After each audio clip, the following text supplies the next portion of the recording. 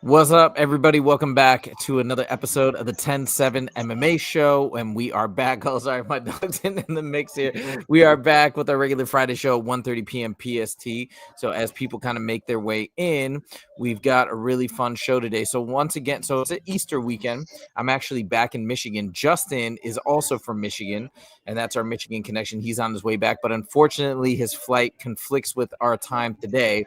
But in place of Justin, we have Andrew joining us. Andrew, can you just introduce yourself to everybody and tell us, who you are and what you do? Absolutely. Thank you very much for having me on. My name is Andrew Jacoby. I am an athletic trainer, licensed certified athletic trainer in Las Vegas, Nevada. I've been working as Justin's sports medicine kind of like professional for the last 10 years or so. We met during a chance workout when I was working with a fighter over at Extreme Couture named Jimmy Jones. Jimmy Jones and Justin, good friends back in the day, said, "Hey, working with this new coach, should try him out." Started working with Justin, and then that's been my brother from another mother for the last 10 years now. So, 10 years. I Wow. oh yeah. I own and operate a sports medicine clinic here in Las Vegas, Nevada, with my two partners called Limitless Sports Medicine.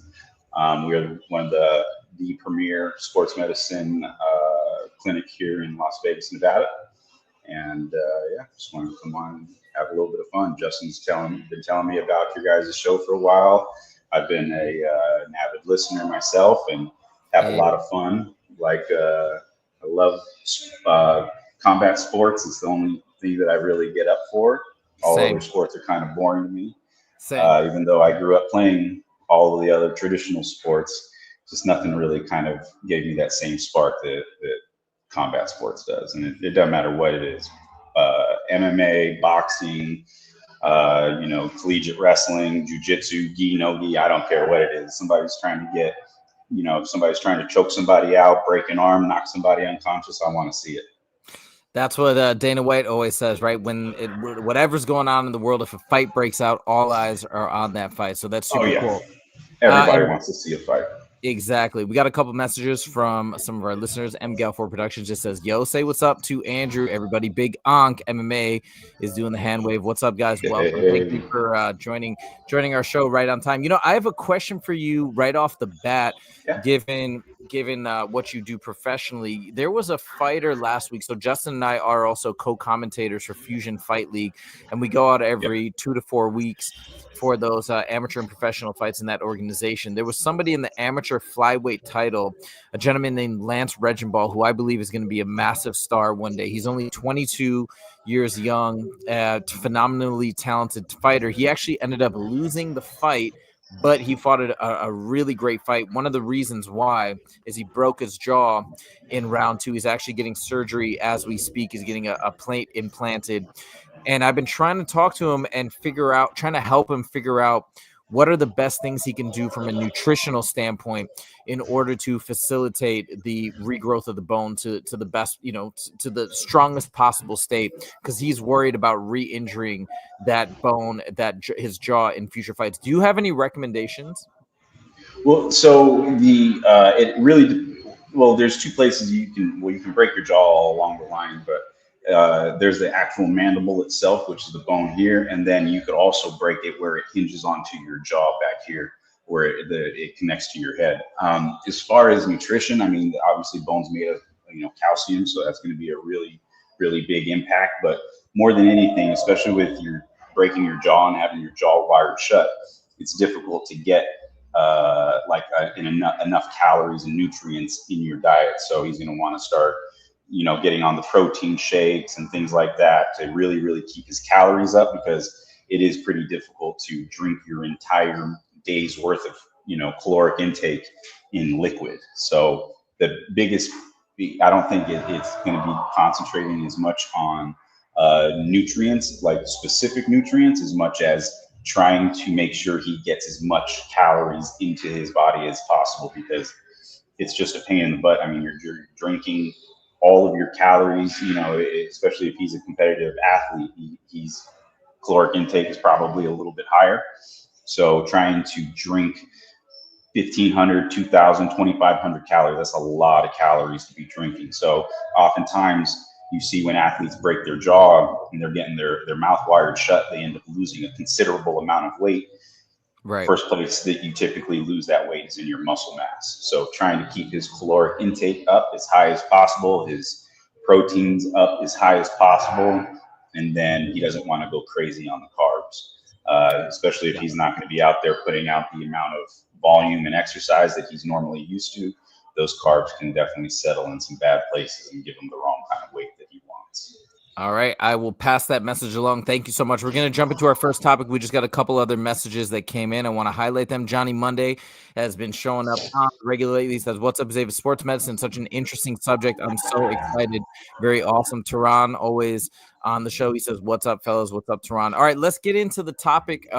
First topic that you wanted to discuss in particular, which is people overestimating their fighting ability. Now, Justin said this is something that you wanted to talk about in particular. So let me turn it over to you. Is this something that you see a lot, that people have this inherent likelihood to think that they're a much better fighter than they really are? I think 100%. You know, you see a lot in like, especially online, the trolls online, and whether they're trolls or it's genuine, like, you know, ignorance. They think just because they see these fighters doing things, oh, this person sucks, that person sucks. They have no clue the amount of time, the ability, the hours it's put into getting into the kind of shape that is required to fight or play any of the top sports at the top level. I mean, your average Joe, I don't know if you remember that a show a long time ago is called Pros vs. Joes. And they would bring in like regular people to compete against like retired professional athletes and just absolutely get demolished. And it's, I mean, it can't be attributed to anything else other than pure delusion. I early on in my career, the way I got my training taken care of is, you know, training can be expensive. Privates are very expensive. With my sports medicine background, I just bartered for services. Like, oh, you need your shoulder taken a look at, let me get, you know, a jiu-jitsu lesson. You need some strength and conditioning, I'm going to need some, you know, some boxing lessons. And so that's how I kind of got my training taken care of early on. And you come to find out that, hey, this is a lot harder than what it looks like. The pros are so good that they trick people, regular people, into thinking that they're capable of doing those kinds of things, you know? And I mean, just hand somebody a jump rope and ask them to jump rope for 5 minutes. 5 minutes isn't very long, you know, you just about anything for 5 minutes. Jumping rope, one of the easiest exercises you can do. And then you put a jump rope in somebody's hand. Okay, start the timer and let's see how long they can actually last. Now, imagine that type of fatigue that they're experiencing, and now you have another killer standing across the cage from you trying to take your head off or choke you unconscious. You know, it's a proposition that, like I said, it can only be attributed to pure delusion. You know, and I bet, oh, sorry to just cut you off, but I bet you also it comes about when you have guys maybe growing up getting into a couple street fights here or there, coming out victorious, but the person they're fighting has no a clue what they're doing either. I've seen some of these clips as well on YouTube of these random street fights, and both guys look terrible, but one guy's going to walk away victorious, and they're kind of like walking away beating their chest, but you're looking and you're just like, oh my God, what did I do? Yeah. So like, I think with the rise in, hang on, we're going to get that door. Sure. Sorry about that. Come on. You're good. Just sit right here. Sorry about that. I'm just grabbing my daughter. My fiance is just dropping her off. Don't worry about it. But by the way, we got a comment from Tehran. He mentioned Pros and Joes used to come on Spike TV. I remember that show. Oh, there we go. That was the old school stuff right there. Don't you guys? Yeah. This is my daughter. Hey, what's up? Welcome to the Okay. Sit right here so Daddy can talk, okay? Yeah, I think what you see, like, it's a great thing to see with the prevalence and the emergence of all of the influencer boxing and such, where, you know, it sounds good because they're talkers and everything, so they can sell the fight and everything like that, and it sounds really, really good. then it comes time for them to actually put on the show, and it just looks it looks absolutely terrible. And you're just like, what is going on here? Did these people put in any effort into the training at all? And a lot of them, they really do. They actually put in a lot of effort and a lot of time into their training, and the product that's presented is still very much so subpar. You know what I mean? So it's just pure delusion. You guys sit down. It's just pure delusion in them thinking that that they could compete at any level with any professional athlete. There's this guy in basketball that's the area that I've had the most experience with professional athletes is in basketball. There's this guy named Brian, I think it's Brian Scalabrine. They called him the White Mamba. He had a career, maybe like 10, 12-year career in the NBA, played for several different teams, and by all accounts, he wasn't a superstar, wasn't an all-star by any means, but a professional basketball player.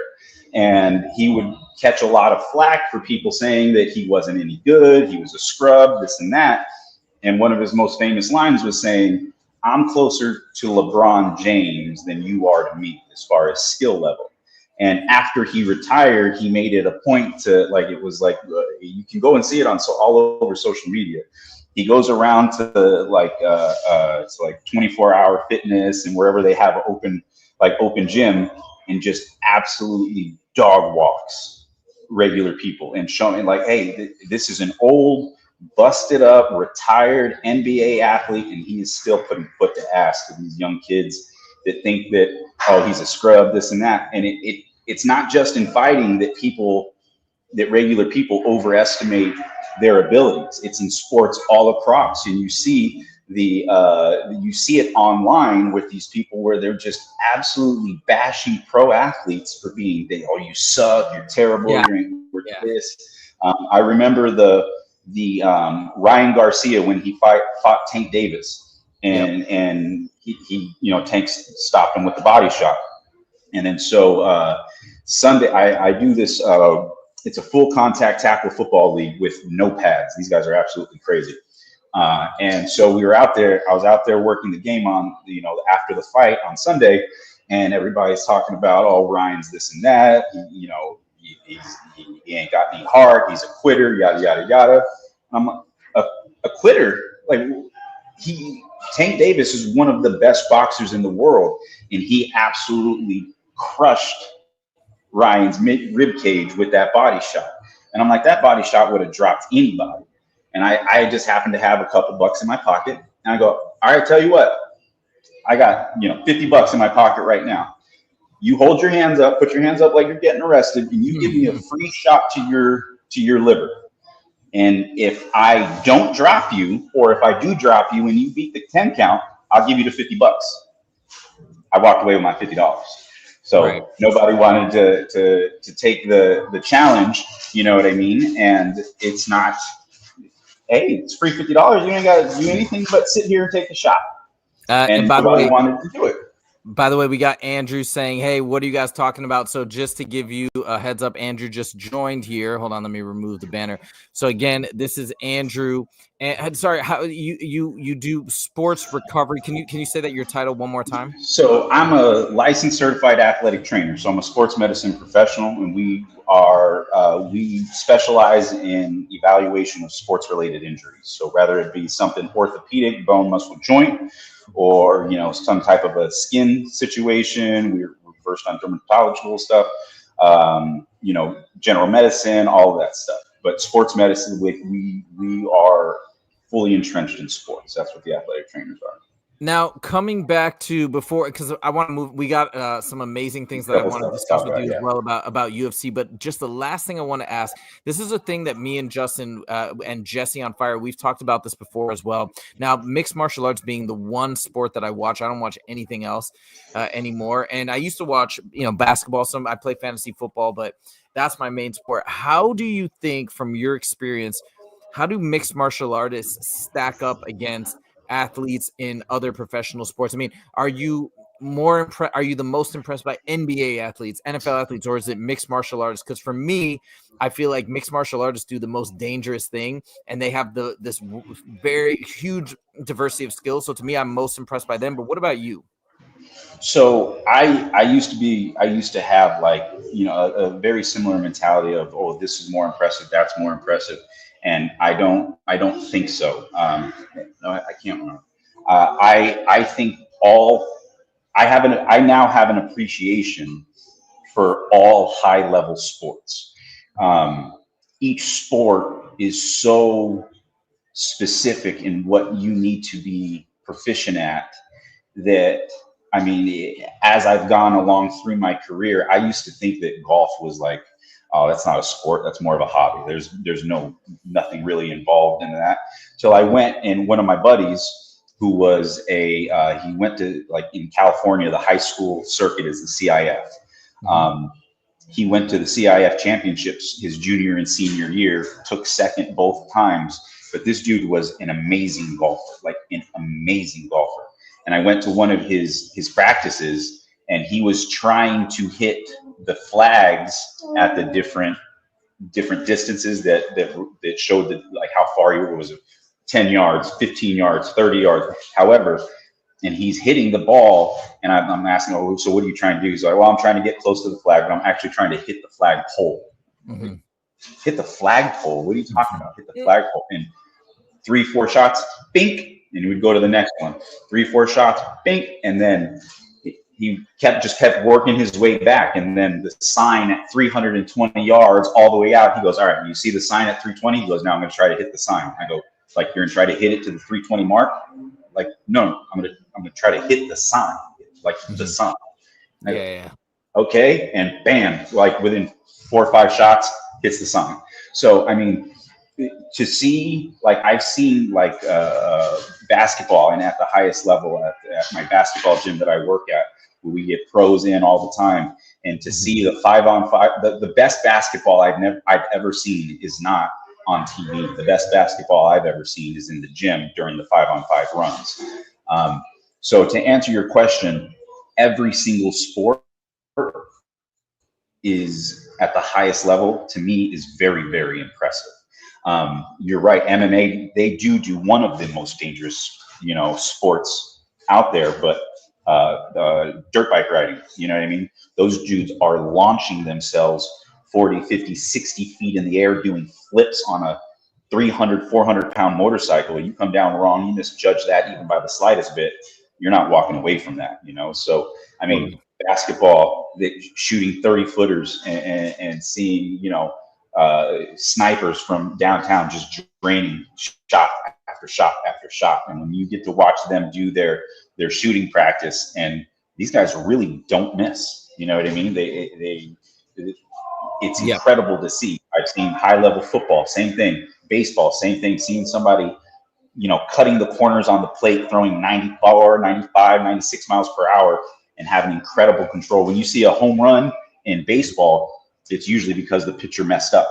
You know what I mean? And then you have this absolute dog at the plate that just smashes that ball. So to answer your question, I find all sports in their own right very, very impressive at the highest level.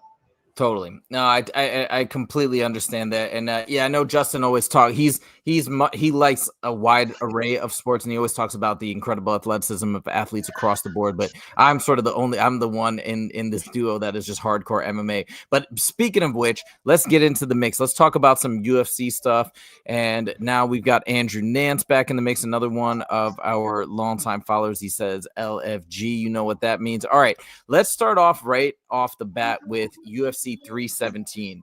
So I don't know what you heard. I just wanted to, and again, we're still waiting to hear the updates. Dana White said last week that there's been nothing to come out on it. Yeah, nothing's come out yet. But let's have some fun. Let's speculate. Now, I heard an interview of Ilia Topuria on the Joe Rogan podcast earlier this week, and I thought it was very interesting the way he was talking about fighting Conor McGregor. Basically, Joe Rogan said, "Hey, would you take Conor right now?" And that's what he meant. He said, instead of trying to go for the title fight. And Ilia responded, "Why would I fight Conor? Because once I beat Islam, it would be a boring fight for me to take on Conor," which to me indicated, I made a video about this earlier in the week, to me indicated that I think that the Ilya Islam fight is happening. And I suspect Islam versus Ilya might be happening at the top of UFC 317. What are your thoughts? What do you think?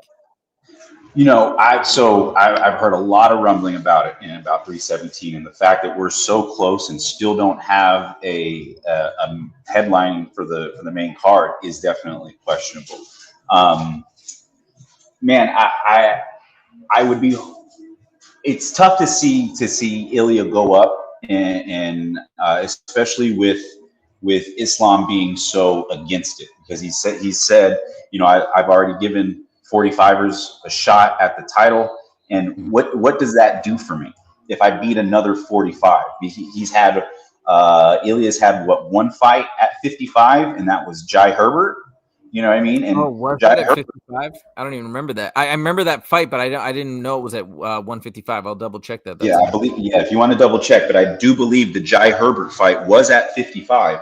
And Jai Herbert is a bad dude. Don't get me wrong. I'm not saying that he is not a talented fighter and a bad dude in his own right. But once you start cracking that top 15, top 10, and then into the top 5, man, those guys are absolute killers in the top 5 of all the weight classes. But I mean, 55 is so deep, and when you think about it, the general size of people, your average dude, those guys, your average guys, what, 5'10", the average American male, 5'10", 170 pounds. Sure. That's about the walk around weight of 55ers. Most 55ers about 170, 180 pounds. And so if you think about it, if you had a bell curve, like a bell distribution curve of the size of men in the world, I'll bet you a bigger chunk of men are in that range of the lightweight range than they are the higher, the lower ranges. So that I've always seen 55 as being one of the deepest divisions in UFC and fighting in general. And I can see why they would make that fight, but Islam has been a great company man. He's done everything they asked him. And the one time where he speaks up in opposition to something that they presented him, I mean, and I see his point. What, as far as legacy, because Islam now has the most title defenses at lightweight, if I'm not mistaken. I think you might be right on that. Yeah, I think that's correct. And so for his legacy, and Khabib even said it, like what does beating another 45er do for his legacy, other than for them to continue calling him a weight bully and saying that all he's doing is fighting lighter weight guys, So I don't, with that being the situation, I don't think that, the one time that Islam asks for something or is against something, I can see them, doing him the favor and giving him what he asks. So yeah, I thought that as well. I was saying that for a while. I was like, look, Islam said no, he doesn't want that, and I saw his point, and I felt the same way. It didn't get me excited to see that fight because he wasn't excited about it. Versus him moving up to welterweight or doing something up there did seem more exciting. And I was thinking that was the direction they were going in. There was rumblings of Ilya versus Oliveira, but something about that Rogan podcast is making me think maybe they upped the offer to Islam. Maybe they said, hey, if you fight Ilya and you beat him, we promise you a title shot at welter. I don't know.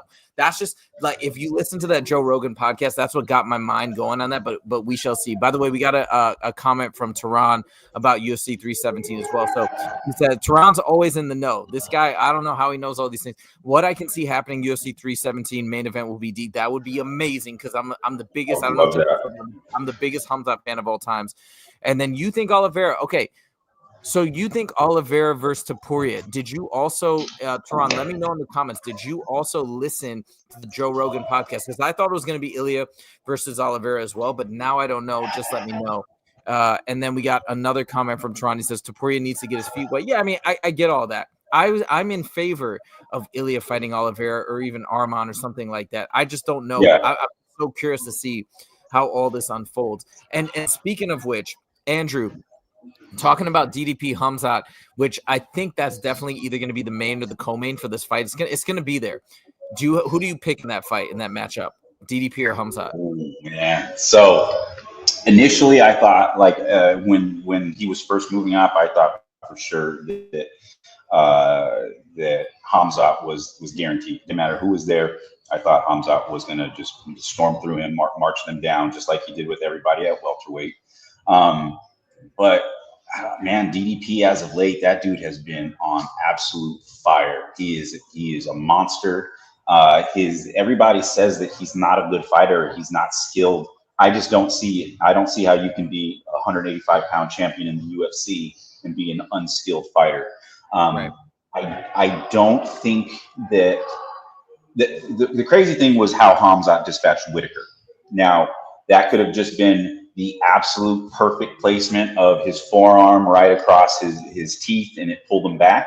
You know what I mean? So he could have just hit that just absolutely perfect. But there's plenty of interviews with Alexander Gustafsson, who is a monstrous light heavyweight, talking about Hamzat's wrestling prowess. I saw his grappling prowess. I saw it was a short clip, but it was Luke Rockhold rolling with Hamzat, and he didn't have anything for Hamzat, like at all. And Luke is a bad dude in the grappling world. Like, he handles business. He went in he was in the Craig Jones CJI.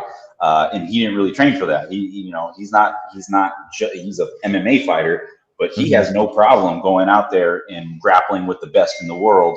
And he was absolutely getting manhandled by Hamzat. Man, that's it. At first, I thought Hamzat for sure. I would have put the house on Hamzat. Now I'm still leaning towards Hamzat because I like his striking much more. He's a much more diverse striker, a much more technical striker than DDP. So I could see the wrestling canceling each other out, and then it coming down to a striking war. And if it is a pure striking war, I don't think those blitzes will work too well against Hamzat, and I think that'll actually play more into Hamzat's favor than it did anybody else. Because if you saw the way Darren Till's a great striker, he really is. You see the kind of beating he was putting on DDP, and he almost won that fight. I think if it comes down to a striking match, which I think it will, I think Hamzat takes it. I kind of agree with you. I agree with you across the board. So let me start by saying this. I think DDP is phenomenal. Me and Justin have talked about this a lot. I've made a couple of videos saying, is DDP good? I didn't like him at first. And you have people like Darren Till coming out and being like, DDP's trash, he's terrible, this and that, right? But obviously, you can't really say that with what he's done and the people he's beat. He's beaten Robert Whitaker, Israel Adesanya, all these guys, Sean Strickland twice. So he's obviously incredible.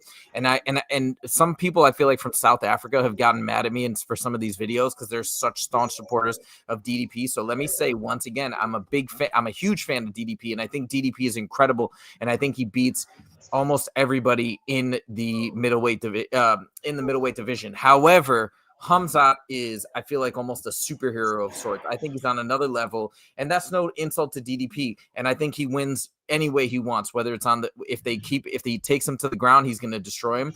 On the feet, I think he'll have the advantage. Like you said, it'll be closer on the feet, but I think he'll have the advantage. And one last thing I want to say about Robert Whitaker, and I know I'm always defending Hamzat at every turn, but I do think it's important to note, maybe there was a tiny bit of something to say about the jaw and the teeth giving, and maybe they'd been loosened up. But don't forget, Hamzat had incredible scrambles. Robert Whitaker could not get away from him. Yeah, maybe that was the straw that broke the camel's back, but I think he would have gotten the submission regardless. I think it was going to end no matter what. So just looking at how he handled Robert Whitaker on the ground and how he kept him under control throughout those scrambles, that's what I thought is the big takeaway.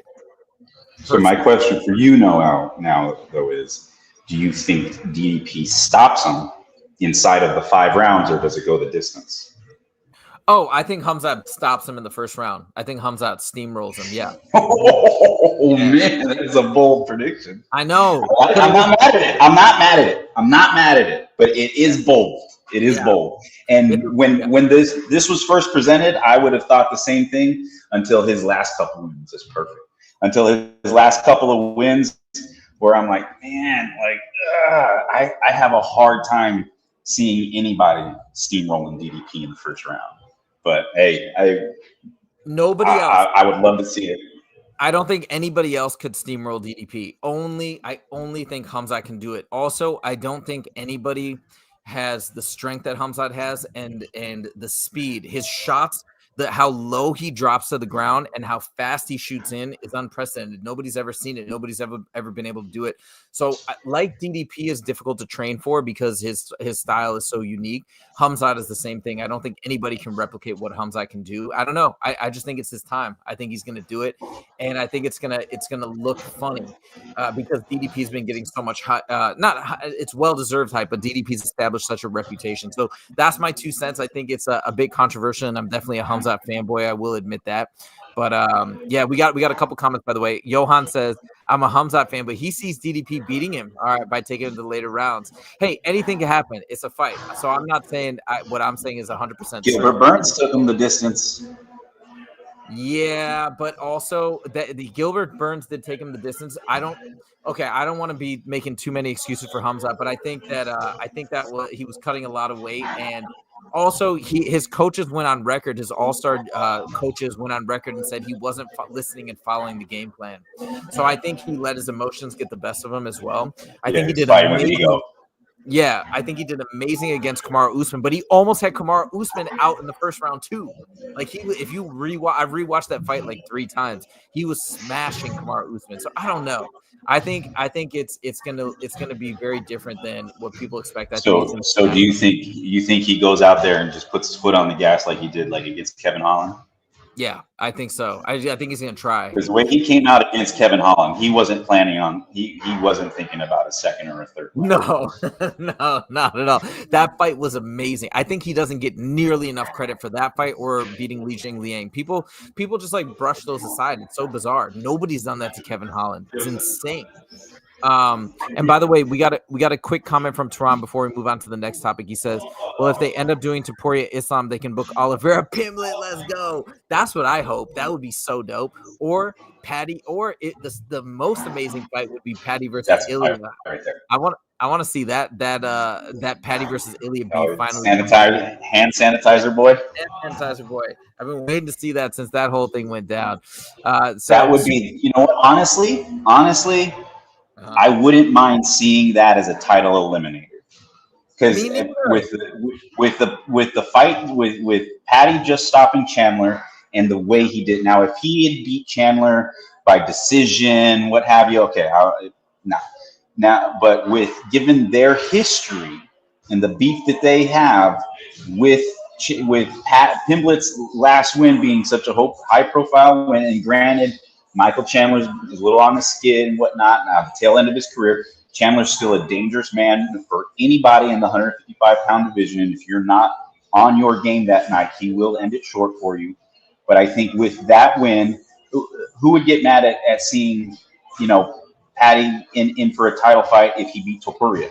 You know what I mean? So I think given Topuria and Pimblett's history, I think if you had them in as a title eliminator, I don't think anybody would be upset about that. Yeah, it would be so good. And Ilya said on Joe Rogan he wants to fight Patty eventually. So he wants that fight. They know it makes sense. I want that fight so badly. All right, I want to move on with our next topic. Is actually perfect for you being on the show because it has to do with a severe injury. So I don't know if you were aware of this, but Volkanovski, or actually Eugene Behrman, came out and said that Volk broke his hand, I believe, in round 1 or round 2. I can't remember which. Okay, so that was confirmed. Well, that's what Eugene Behrman said. Okay. Yeah. And so when Justin sent me the topics, that was the one that I saw, and I was like, what? Like, I didn't hear anything about that. So then I went back and I watched the fight because I wanted to see if at any time Volkanovski stopped throwing that, either hand. And I didn't really see it. I mean, he was still throwing hammers into the 5th round.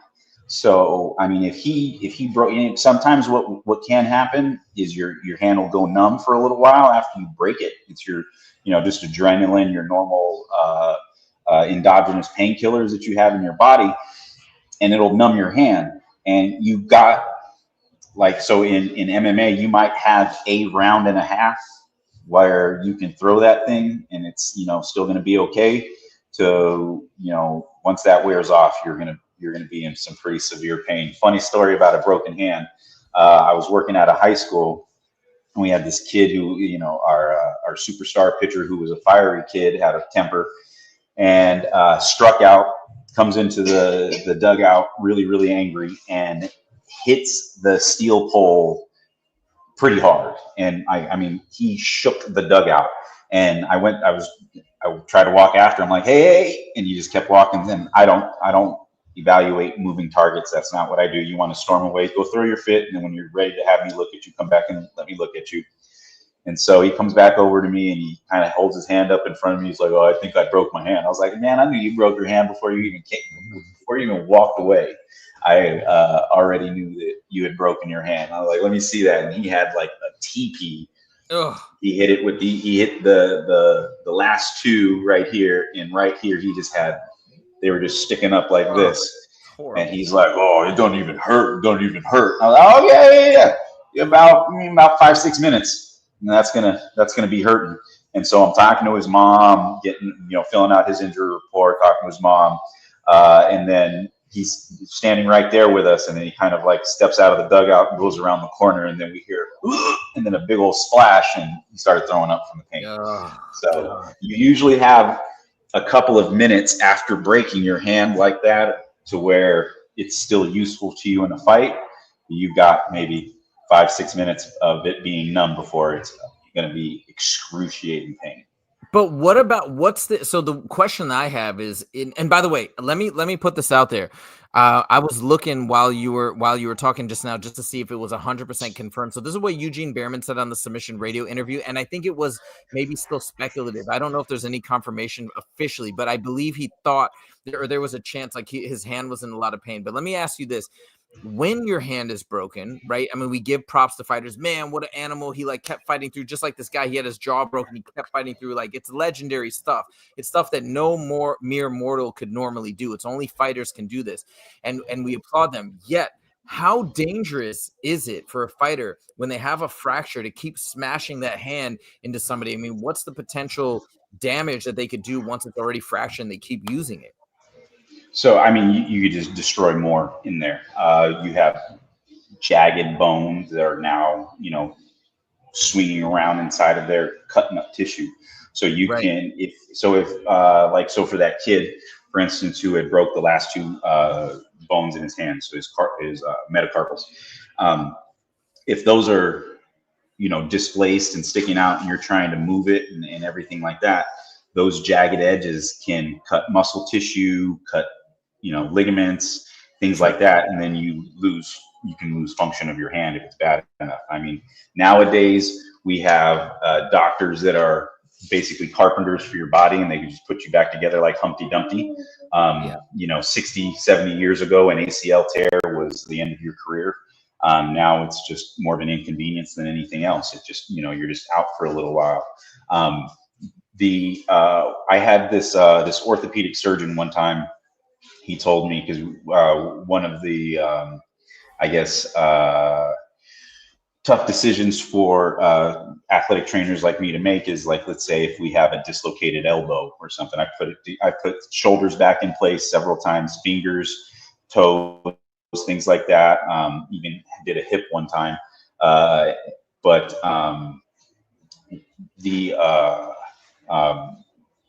sorry, Dean, I just totally lost my train of thought. What was I saying? You're talking about doctors used to, back in the day, the injuries. The surgeon. So I was asking him, like, my concern about reducing an elbow dislocation is entrapping the ulnar nerve. The ulnar nerve is what runs on the inside of your elbow right here. And with the dislocation, if you trap the ulnar nerve, you can do a lot of damage to the function of the rest of the hand. And so that was one of the things that I was really concerned about, because the doctor was talking about, like, I'd much rather you reduce the joint and the joint be back into place, and so you don't have to deal with all of the residual swelling around it. Then when you try to put it back into place, if it's been out for 2-3 hours or something like that, which isn't uncommon, you go to the ER with a dislocated shoulder, you could end up sitting there for 3 or 4 hours because of triage. If somebody comes in and you're sitting there with a dislocated shoulder and somebody comes in with a stab wound to the chest, they're going to take the stab wound to the chest. They're going to triage the situation. And you could have several, patients coming in front of you, and then you're dealing with a whole bunch of other issues because the joint has been out of place for so long. And he told me, look, Andrew, I'd rather you get the joint back in, and then whatever damage is done in there, because there's nothing that you're going to do that I can't fix. Okay. So it kind of gave me a little bit more reassurance when I'm in the field that if I have dislocations, in order to put them back in, that was some of the things that you have to kind of take into account, the damage that you're going to do going back in. And he told me, who's to say that the damage there was caused by you? How do you know that it wasn't there already from the initial injury? Sure. Great point. I don't know. I'm going to tell you, you're smarter than I am. So if you say that it's cool, then I'll go with that. Fair enough. Okay, let's move on. We got a big fight next weekend, and this is not our big UFC event, which is down the line where we got Bilal Muhammad coming back against JDM, but we got a pretty cool fight night. Very interesting story. We have Ian Garry, who just fought Shavkat. He was hoping to be called up for the title shot against Bilal, but he obviously did not get that call, having been coming off a loss recently. But instead, he has stepped up to the plate to fight one of the most dangerous up-and-comers in the welterweight division, and a guy who's ranked below him, which is pretty shocking to me that he would do this. Justin actually said this was a bad move, but nonetheless, Ian Garry, being the champ that the stud that he is agreed to fight Carlos Pratas, one of the most dangerous fighters in that division. What's your thoughts initially on this matchup between Carlos Pratas with the Fighting Nerds against Ian Garry? I think it's a terrible choice on Ian Garry's part. I think for Pratas, it's the best. Pratas is in a no-lose situation with this. You lose to Ian Garry, who cares? He's at the top of the division. He's a well-known guy. You were supposed to lose. That doesn't matter. For Ian Garry, it's such a big risk, and to me, there's really no upside in it for Ian Garry. So he defends his spot? What is he ranked? Like maybe 7th, 8th, somewhere in there? He's 8th. Let me double check. I want to say he's 8th, but I can't remember. Welterweight rankings. And is Pratas even ranked? No, I think or he's 13th or something like that. But so why do you think he took? Like, who do you think gave him this advice, or why do you think he took it? I think ego. You know what I mean? I think just pure ego, and it's an ego play that's not going to play out well for him in this case. And by the way, just to clarify, stylistically. Oh yeah, I was just gonna say, by the way, Ian Garry is 7th and Carlos Pratas is 13th. But sorry, you were saying stylistically the matchup. So first to that point, I mean, you're fighting a guy that's 6 spots behind you in the rankings. So I could understand if Ian Garry's 7, I could understand if you were fighting 8 or 9, maybe even 10. But if you're that you're almost cracking the top 5, why are you going to take a step back outside of the top 10? So first, I don't think it does anything for him as far as the rankings whatsoever. And I don't think Carlos Pratas loses his ranking if he loses to Ian Garry anyway. But I think it's an ego play. I think, Carlos Pratas is on the way up. Ian Garry has been absolutely taking a 10-7, maybe even a 10-6 in the media from everybody just absolutely bashing him. His wife never did him any favors by making him look like, a beta male, if you will, you know what I mean? And so I think he was listening to all of the critics and everybody, all the trolls talking about him, calling him, a scrub, trashing his game and everything like that. So I think, he saw Carlos Pratas as a contender on the way up, a bad dude making big waves. And what better way to, gain some points back with the fans, because really the fans is what drives you in the rankings. People want to see you. It's the fans. You know what I mean? Sure. And so I think they might have gotten under his skin a little bit, and I think this might be a little bit of an ego choice on his part. Well, and like I said, Justin agrees 100% with you. I will say though, I'm very excited for this fight, and related to this fight, we have a question. I'm so excited for the fight. Yeah, it's gonna be. I mean, it's gonna be a really fun fight. But Johnny Monday has a question for you in particular related to this fight, because he did know Ian is a vegan and Carlos Pratos is eating a lot of protein. So he said, yeah, he's interested to hear your thoughts on vegan diets versus vegetarian diets versus animal-based diets. Are these smart ideas for fighters in your perspective? In my opinion, I don't think it's a good idea. And you can see across all professional sports, there are very few vegan athletes. Now, not to say that there aren't any high level professional athletes that are vegan, but they're not as many. I mean, you just can't substitute for animal protein. It's just incredible, like the way our bodies respond to the animal protein. I mean, it's there's no comparison. I believe, I don't remember what fight it was, but a very prominent boxer changed their diet. Won't necessarily say who. I don't know if I was allowed to say it or not, but a very high-end boxer changed his diet to a vegetarian diet. And when he fought, you could just tell he looked flat. His body looked soft. Normally a really, not super shredded, but definitely cut up, got a six-pack and everything. And he just looked deflated, and you just don't see many vegan or vegetarian competitive athletes across pro sports. So not to say that there aren't exceptions to the rule. So you can definitely find, some vegan athletes, I'm sure, if you really, really look for them. But I mean, it's just, you just can't compare it to the animal protein. And some people will probably, famously point at the Diaz brothers for them being vegetarian and being highly competitive. Yeah. Well, how many Diaz brothers do you know or even like that are that kind of fighter? So I don't think it's the veganism or the vegetarianism that's making them the way they are. I think that's just them, no matter what they do. Fair point. And I feel the same, just from obviously I'm not an expert like you, but I've tried to read and I'm definitely no expert. I've read a couple books and went to school a little bit, but definitely no expert. But that's generally what I found, and I'm sure it varies from person to person depending on your genetics and DNA. And I mean, there, like you said, there can be exceptions. But yeah, that's a great question, Johnny Monday. Really appreciate it. Okay. Oh, by the way, Tehran, who's also very smart at picking these fights, he's picking Ian Garry to beat Carlos Pratas. I agree. I think that would make the most sense, but we shall see. That would make the most sense. I'm putting my money on Pratas. I'm taking the underdog. Oh wow. Okay, well, we'll find out in like a week and 1 day. Very soon, that fight is coming up. Cannot wait for that. Okay, let's keep it going to topic number 5. Another big fight on this fight night card. Anthony Smith, his final fight is coming up. By the way, have you ever had a chance to work with Anthony? No, I haven't gotten a chance to work with Anthony Smith. He seems like a great dude. Yes. Always comes in shape, always comes to bring it.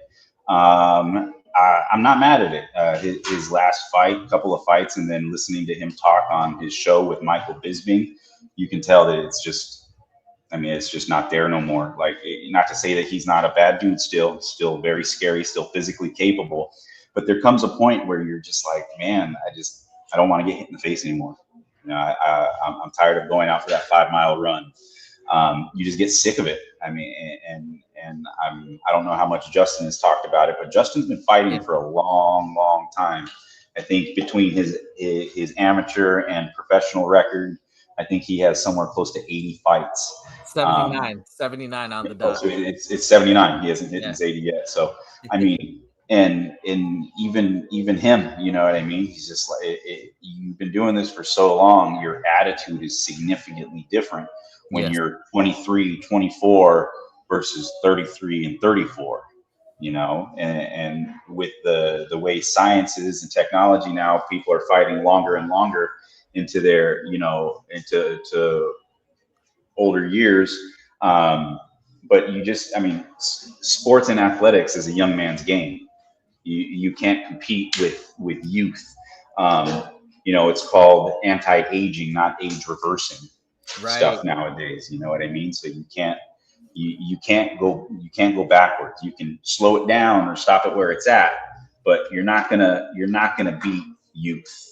There's no medicine like being young. Now, There just really isn't. And so for an athlete, I think it's most important for combat sports fighters to recognize when it's time to pull the plug and to get out, because, you know, sports are not kind to you when they're done with you. When sports have decided that you've had enough, if the sports are done with you, they let you know in a bad way. And fighting isn't like basketball, where you go from, you know, scoring 30 points a night to, you know, your productivity's dropped off and you're only getting 15 points a night. You know what I mean? So it's like, you know, my play's declining, not getting in many buckets, you know, this and that. It's not that bad. It's okay. Versus fighting, man, when fighting lets you know that it's done with you, you get carried out of there. You know what I mean? You're risking your consciousness and your you know, quality of life moving forward. You know, it's been famously said, you play basketball, you play football, you don't play fighting. Yep. I've heard a lot of these guys say that exact saying. Another point that Justin brought up too is these are also team sports you're talking about. So for example, if you're kind of on the downside, you can still add value, but your teammates can pick up the slack. In MMA, there's no such thing. So once you start going on that downslope, like, you have to take on those consequences and those reactions. So it's quite trauma, you know, can be quite traumatizing for the fighter. So that being said, I don't know. I'm hyped to see Anthony Smith get his final fight. He felt like when he had that last fight against Dominic Reyes, that because he was so emotionally distraught and all these other things, he couldn't let that be his last fight. So I just hope he goes out there, doesn't get too hurt, does a great job. Maybe he gets the win. That would be awesome. But I am excited to see his retirement fight. And I do find it exciting when you know, sometimes we don't know, right? The fighter goes in and they decide at the end they're going to retire and nobody has any idea. But when we come in knowing that this is his final fight, I feel like so many people who are Anthony Smith fans are going to tune in for this last showing. And by the way, we've got a question that I think is very interesting. I'm going to throw it over to you. It's from Johan. He says, who do you think Dustin's last fight is going to be against? So and I don't know, I hope it's not true, but they were saying that Dustin and Max were going to fight for the BMF belt for Dustin's final fight. I hope that's not the case. I don't want to see those two fight again, similar to like a Justin and Dustin thing. We've seen it. Awesome. We know it's going to be a great fight. We don't need those two to fight again. Dustin's last fight, man. Yeah, I wouldn't mind seeing him beat Conor McGregor's butt one more time. That would be fun. Because they still got a lot of beef going on. They still got some action. That would actually be great. I don't think that's gonna happen. But I like that idea. I have been hearing that it is going to be Max. And I mean, I actually feel the same way as you do. I don't want to see Dustin fight Justin Gaethje again. I don't want to see him fight Max again. When it's two guys that are so beloved, I didn't even want to see Max fight Justin Gaethje. It's, again, two guys that are so beloved and you don't really want anybody to lose. It just feels weird. I don't know who would be the right fight for Dustin. Some people are saying Patty now because of his big win, but I don't think Dustin wants that fight, and I think he should be able to have that say. But, man, yeah, I'm not really sure. Dan Hooker would be fun, a rematch with Dan Hooker, but I don't know when Dan Hooker is going to be back. Yeah, Dan Hooker, like, I think that, Dan Hooker, he kind of is having a little bit of a career resurgence right now. Yes. Maybe it's the power of the tattoos and everything that he just decided to go full body in the last couple of years. But I think he might be on a little bit of a career resurgence. But I mean, I wouldn't mind seeing Dustin fight another legend in 55. Who, I don't know. But damn, really, that is a great question. Might have to bring that up on another show, because finding him his perfect last fight. That's an interesting question. But like I said, I don't want it to be Max. I've already seen it. Not necessary. Give me something else in there. I like your idea of Connor, but now we're going to move on to a really kind of a fun topic.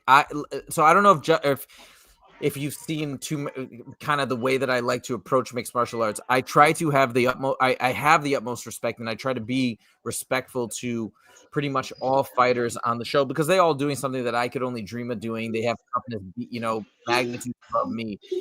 However, there's one fighter that I do make a little bit of an exception for, and that's Colby Covington. And I don't know if you're friends with him or if you work with him. I apologize if you have, but like, Colby's a guy that I really I have a hard time having. I used to actually look forward to his fights, and I used to think he was really funny.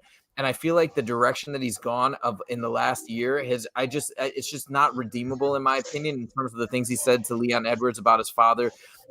He even just recently threw out shots at Jared Gordon, calling him a drug addict. Like I just don't get it anymore. And plus, it's like now what's the point? Why are you saying all these horrible things about people when you're saying terrible things about Ian Garry and then you don't even fight him, even when you could have?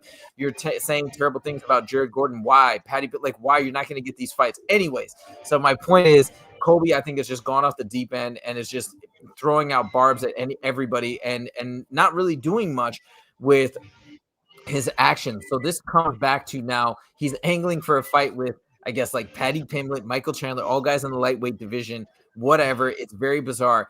But my question to you is, given all that's happening with Colby, the things that he's saying, the nonsense that he tried to drum up and stir up with Paddy Pimblett, which was so fake and ludicrous, for Colby's next fight, which I believe will be his last fight in the UFC, that's just my guess because I think he's trying to transition out. Who do you want to see Colby fight?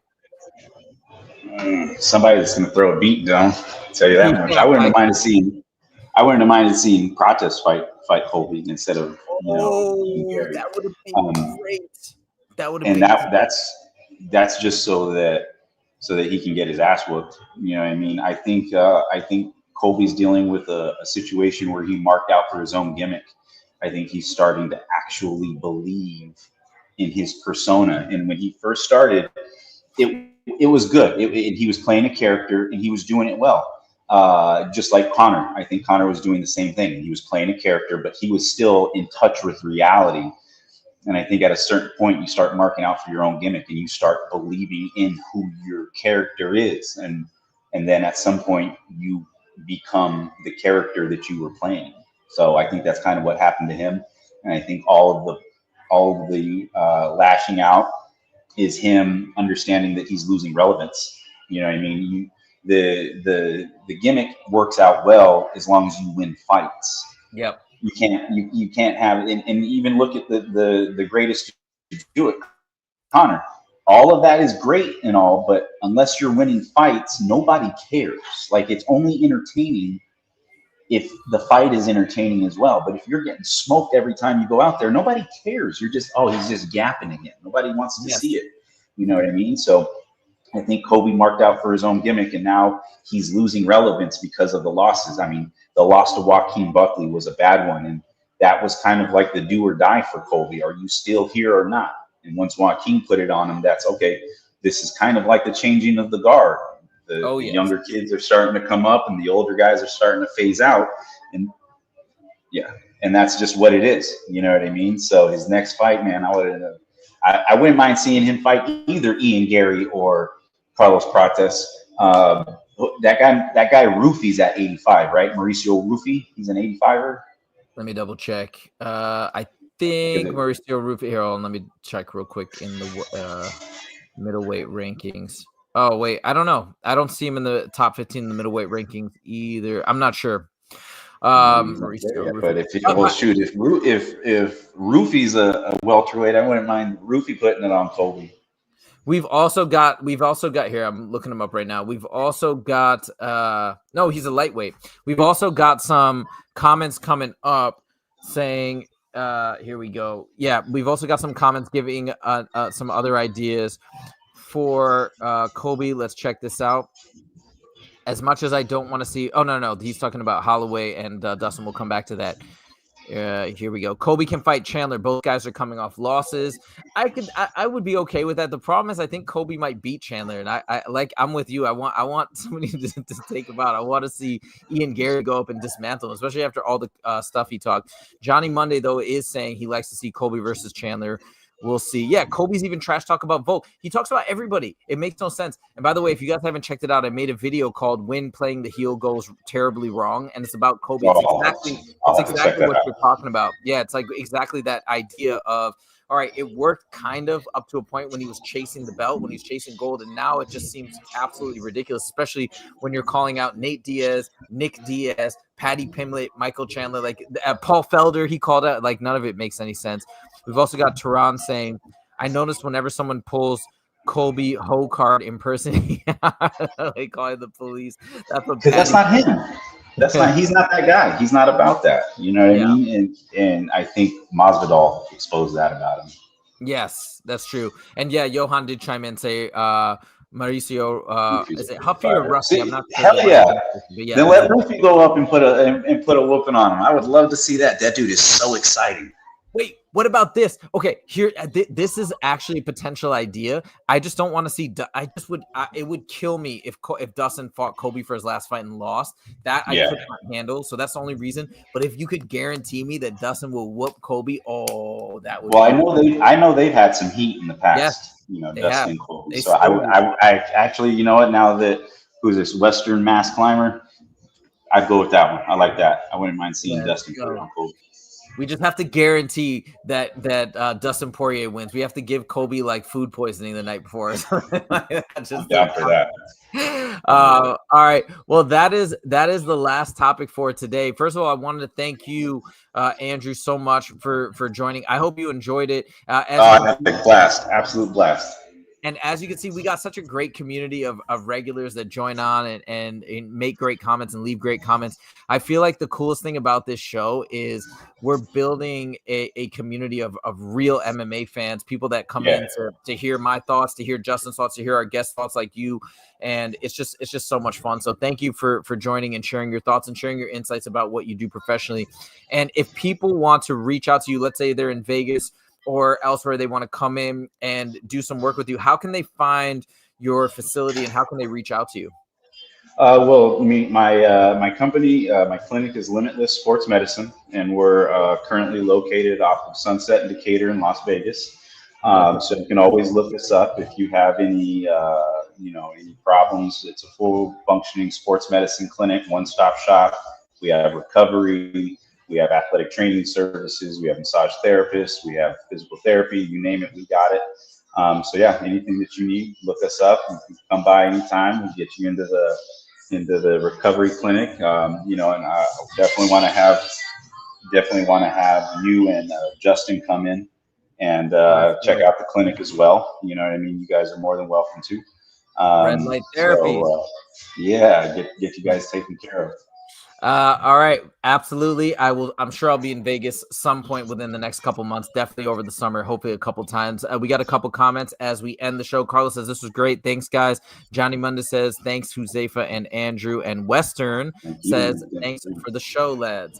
And that is it, everybody. Thank you guys so much for joining. We really appreciate it. Thank you for the likes. If you didn't like the stream yet, make sure to click that like button. We appreciate it. We are growing. We just passed 1,800 subs. We're on the rise. Yeah, there we go. Keep going. We are growing. So thank you guys so much, and we will see you in the next episode. Take it easy. Have a good one.